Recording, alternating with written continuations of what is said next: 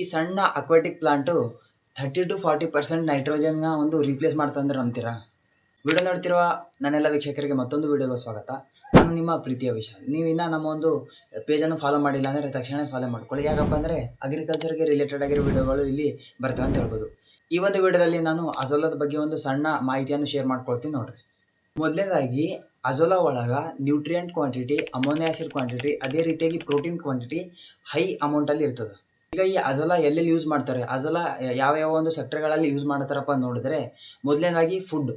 ಯಾರ್ಯಾರಿಗೆ ಫುಡ್ ಅಪ್ಪ ಅಂದರೆ ದನ ಕರುಗಳಿಗಾಗಿರ್ಬೋದು, ಕೋಳಿ ಮತ್ತು ಕುರಿಗಳಿಗಾಗಿರ್ಬೋದು, ಅದೇ ರೀತಿಯಾಗಿ ಆಯಿಲಿಗೆ ಭೀ ಕೂಡ ಅಪ್ಲೈ ಮಾಡ್ತಾರೆ ಅಂತ ಹೇಳ್ಬೋದು. ಈಗ ದನ ಕರುಗಳ ಒಂದು ವಿಷಯಕ್ಕೆ ಬಂದಾಗ ನೋಡ್ರಿ, ದನ ಕರುಗಳಿಗೆ ಏನೋ ಒಂದು ಅಜೋಲಾ ಕೊಡ್ತೀವಿ, ಅಲ್ಲಿ ದನ ಕರುಗಳ ಮಾಂಸ ಅದೇ ರೀತಿಯಾಗಿ ಅದರ ಒಂದು ಮಿಲ್ಕ್ನ ಕ್ವಾಂಟಿಟಿ ಕೂಡ ಇನ್ಕ್ರೀಸ್ ಆಗ್ತದೆ ಅಂತ ಹೇಳ್ಬೋದು.